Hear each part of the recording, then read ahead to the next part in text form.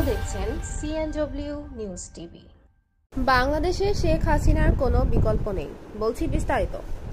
17 মে আওয়ামী লীগ সভাপতি শেখ হাসিনা 44তম স্বদেশ প্রবর্তন দিবস উপলক্ষে আওয়ামী যুবলীগের উদ্যোগে রবিবার দুপুর 3টায় ঐতিহাসিক সোহরাওয়ার্দী উদ্যান থেকে ধানমন্ডি 32 নম্বর বঙ্গবন্ধু ভবন পর্যন্ত শেখ হাসিনা দুর্গম পথের নির্ভীক যাত্রী শীর্ষক শোভাযাত্রা অনুষ্ঠিত হয়।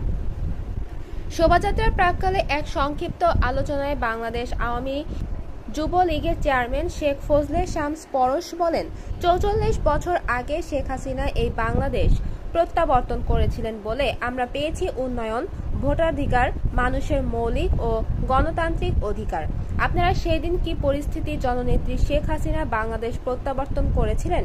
পরিবারের 18 জন সদস্যকে নির্মমভাবে হত্যা করার পরেও তিনি এদেশের মানুষের ভাগ্য উন্নয়নের এবং এদেশের মানুষের মৌলিক অধিকারসমূহ উদ্ধার করার জন্য জীবনের সকল হুমকি ও মায়াকে তুচ্ছ করে আপনাদের কাছে উপস্থিত হয়েছেন।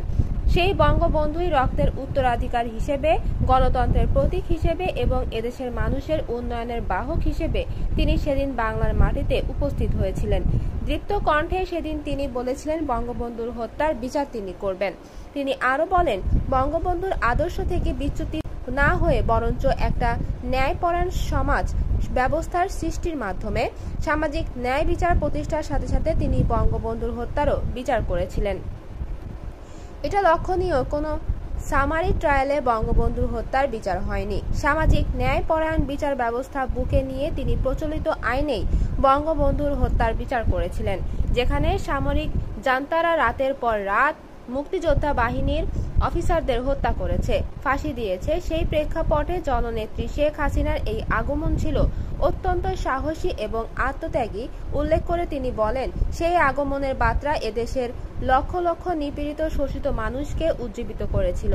এদেশের জনগণ আস্থা ফিরে পেয়েছিল, স্বপ্ন দেখেছিল মুক্তিযুদ্ধের চেতনায় স্বপ্নের বাংলাদেশ পুনরায় প্রতিষ্ঠা করার। বঙ্গবন্ধু মাত্র 3.5 বছর সময় পেয়েছিলেন এদেশের মানুষের খেদমত করতে। এদেশের মানুষের জন্য একটা জাতির রাষ্ট্র সৃষ্টির মাধ্যমে উন্নয়নমূলক, প্রগতিশীল, ধর্মনিরপেক্ষ বাংলাদেশ প্রতিষ্ঠার স্বপ্ন দেখেছিলেন তিনি। শেখ হাসিনা 21 বছর রাষ্ট্রীয় ক্ষমতার বাইরে থেকেও তার সেই দৃঢ় প্রত্যয় ধরে রেখে বাংলাদেশকে বঙ্গবন্ধুর স্বপ্নের বাংলাদেশের দিকে নিয়ে যাচ্ছে। যারা যুদ্ধাপরাধীদের হাতে জাতীয় পতাকা তুলে দিয়েছিল, মন্ত্রী বানিয়েছিল, তিনি সেই যুদ্ধাপরাধীদের বিচার করেছে, এখনো চলমান রয়েছে, যার ফলে মুক্তিযোদ্ধাদের পরিবার ও তাদের সন্তানরা স্বস্তির নিঃশ্বাস ফেলেছে।